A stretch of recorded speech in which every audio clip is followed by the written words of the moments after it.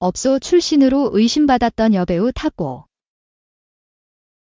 양극화 현상이 가장 심한 업종 중 하나가 연예계라는 사실은 여러 언론 보도를 통해 잘 알고 계실 텐데요. 드라마 회당 출연료가 13억 원을 넘어서고 CF 몇 개만 찍어도 당장 강남의 아파트를 살 수 있을 정도로 엄청난 수입을 올리고 있는 연예인이 있는 반면 하위 90%의 연예인들은 보이는 모습만 화려할 뿐 실제로는 생활고에 시달리는 경우도 있습니다. 다행히 흔히 얘기하는 혼테크에 성공하는 경우도 몇몇 있긴 하지만 스폰이나 일회성 만남으로 목돈을 쥐려는 경우도 있고 심지어는 마이크와 대본을 잡았던 손에 탬버린을 대신 쥐고 흔들어댄 연예인들도 있습니다.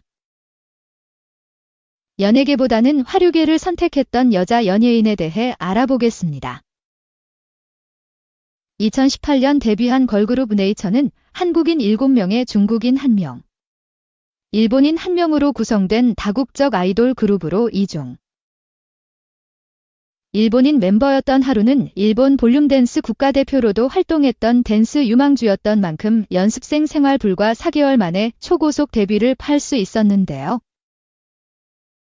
특히 부드러움과 파워풀함이 적절하게 조화된 춤선으로 더욱 사랑받기도 했습니다. 그러던 2024년 4월 일본의 한 유흥업소 SNS 접객권 소개 영상에 하루와 닮은 여성이 등장하면서부터 논란이 불거지게 됩니다.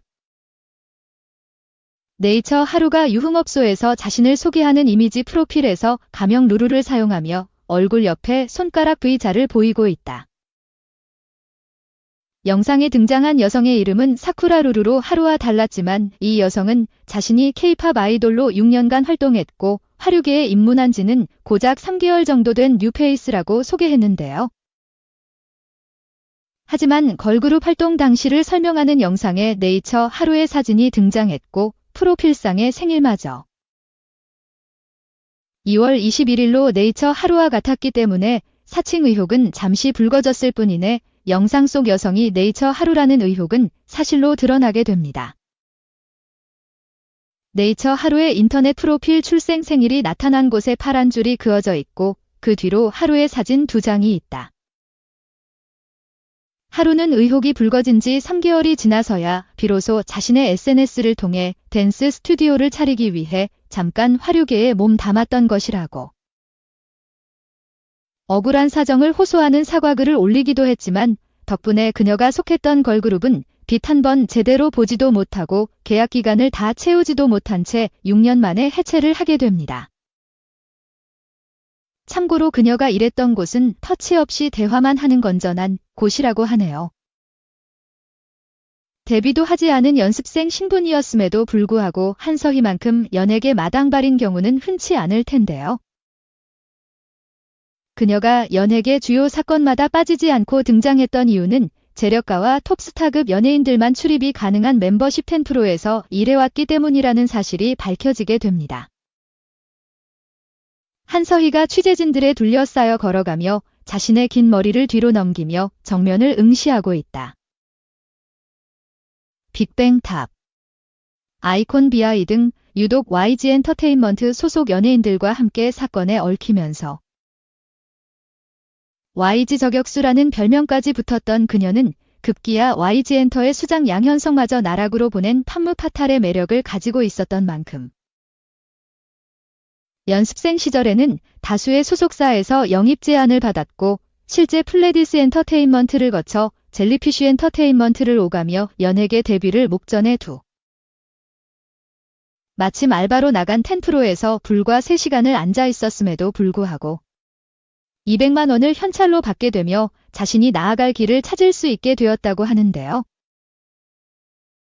한서희 2장의 사진 좌측 사진은 핸드폰으로 자신의 셀카를 찍는 사진이고 우측 사진은 하얀 마스크를 쓰고 한 손으로 자신의 머리를 뒤로 넘기고 있는 사진하다.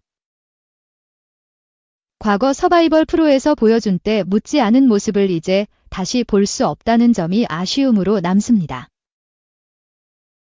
대표할 만한 작품은 전무하지만 인지도만큼은 톱클래스였던 장미인에는 정치 사회적인 발언을 거침없이 쏟아내기도 하고 자신의 SNS DM으로 온 스폰서 제안에 큰 불쾌감을 표하는 등 내용이 맞든 안 맞든 어쨌든 소신 하나만큼은 뚜렷한 여배우로 평가됐지만 그러던 중 그녀가 논현동 소재의 소위 10%에 출근 중이라는 언론 기사가 보도되면서 곤혹스러움을 빠지게 됩니다. 장미인애가 하얀색을 배경으로 검은색 탑 드레스를 입고 옆으로 서서 정면을 응시하며 웃고 있다. 기사 내용에 따르면 장미인애는 데일리로 출근하는 것은 아니지만 일주일에 2~3번 정도 출근해서 일을 하고 있고 워낙 선호도가 높아서 예약 잡기가 어려울 정도라고 하는데 그 와중에도 배우로서의 자부심은 있어서 다른 아가씨들과는 소위 급이 다르다며 함께 초이스된 다른 아가씨들과는 술자리 중 말 한마디조차 섞지 않는 도도함을 보인다고 해당 업소의 관계자가 제보한 것이었습니다. 해당 매체의 보도에 장미인애는 크게 불쾌감을 드러내며 사실무근이라는 입장을 보였고 실제 유흥업계에서 잔뼈가 굵은 몇몇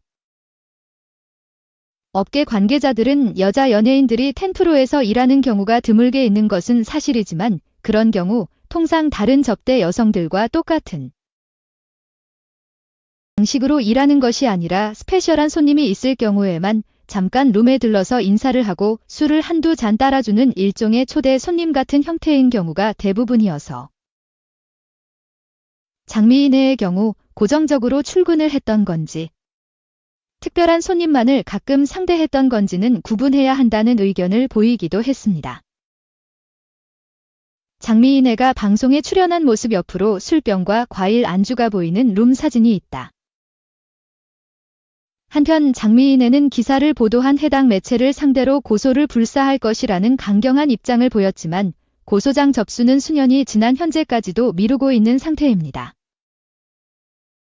이혼 소송 과정에서 불거진 CCTV 3대1 영상과 배우 김선호와의 사건으로 단숨에 국상으로 등극했던 기상캐스터 출신 최영아에 대해 아직도 잘 모르시는 분이 계신다면 아래 내용을 클릭하시면 됩니다. 남자에 미쳐 남자관계 문란하고 더러웠던 여자 연예인 자유분방한 연애 스타일은 부러움의 대상이 되기도 합니다. 하지만 종종 문제가 되는 스폰 관계라든지 불륜 관계는 자신은 물론 상대방과 그 주변 사람들까지 파탄으로 빠뜨리며 사회적 지탄. 재력가 시댁에서 쫓겨나다시피 이혼당하고 배우 김선호 관련 거짓 폭로로 오히려 자신이 나락행 가게 됐지만 막상 최영아에게 경제적인 어려움 따위는 닥치지 않았는데요. 제주도 모처에 오피스텔을 구해주고 생활비 등을 지원해주는 스폰 아저씨 덕분에 별다른 어려움 없이 안락한 생활을 해왔던 그녀가 또 한 번 논란의 중심에 서게 되는 일이 벌어지는데 그게 바로 쿨 이재훈과의 음주가무 동영상이었습니다. 물론 이들의 만남이 손님과 접객권의 관계가 아닌 단순한 지인 간의 모임이었음이 추후 밝혀지기는 했지만 문제는 이 영상을 그녀의 스폰 아저씨가 보게 됐다는 사실이었습니다. 최영아가 남자 연예인과 새벽 시간까지 음주가무를 즐기고 다닌다는 사실을 알게 된 이 남성은 최영아에 대한 일체의 금전적 지원을 끊어버렸고 그렇게 스스로 돈을 벌어야 하는 상황이 됐던 최영아가 선택한 곳이 바로 화류계였던 것이었습니다. 1985년생으로 곧 40을 앞두고 있던 그녀가 멤버십으로 운영되는 10%에서 일할 수는 없었지만 기상캐스터 당시에 비해 부쩍 예뻐진 마스크와 그간 수많은 남성을 몸소 체험했던 경력을 일정 부분 인정받게 되며 부산점호 업소에서 제2의 인생을 펼칠 수 있게 되었다고 하는데요.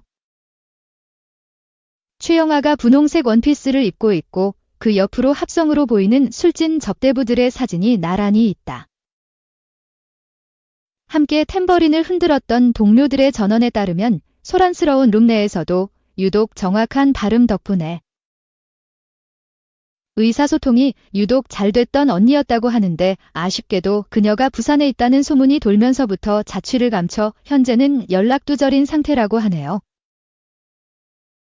한하경은 업소 출신으로 의심받았다기보다는 배우 이력을 발판 삼아 화류계에 진출했다고 보는 게 정확할 것 같은데요. 한하경은 영화 전망 좋은 집에서 선보이며 열연했지만 정작 주목은 청룡영화제 과당 사건으로 받았고 이후 영화 처음엔 다글에 대서 또 한 번 출연했지만 이미 한하경의 노출연기를 봤던 걸 또 궁금해하는 대중은 손에 꼽혔습니다. 그렇게 대중과 제작사에서 멀어져 가던 그녀가 선택했던 게 부산행이었고 부산에서 소위 2차 안 나가는 아가씨로 맹활약을 하던 중 사업가 A씨를 만나게 됩니다. 한하경이 가슴과 다리가 잘 드러나는 검은색 드레스를 입고 배경은 합성된 술집에 접대부와 남성이 있다. 2차는 안 나가지만 스폰은 고맙게 받았던 그녀였기에 사업가 A씨는 이때부터 한 달에 3분의 2가량을 출장 핑계를 대고 부산으로 내려가는 듯 아내와 한하경 사이를 오가는 두 집 살림을 시작하게 됩니다. 하지만 얼마 못 가 A씨의 아내가 출장을 다녀온 남편이 사온 쇼핑백 안에 담긴 화장품 케이스에 붙어있던 긴 머리카락을 발견하게 되고 샤워를 마치고 나온 남편 등에 남아있는 손톱 자국을 발견하게 되면서 의심의 싹이 트기 시작되는데요. 하지만 의심이 확신으로 바뀌는 데까지는 불과 몇 시간이 걸리지 않았습니다. 바로 그날 밤 아무 말도 하지 않고 끊어버리는 발신자 표시 제한 전화가 3번 연속으로 오더니 다음 날에는 A씨의 아내에게 임신 초음파 사진 2장이 전송되며 사건의 전말이 드러나게 됩니다.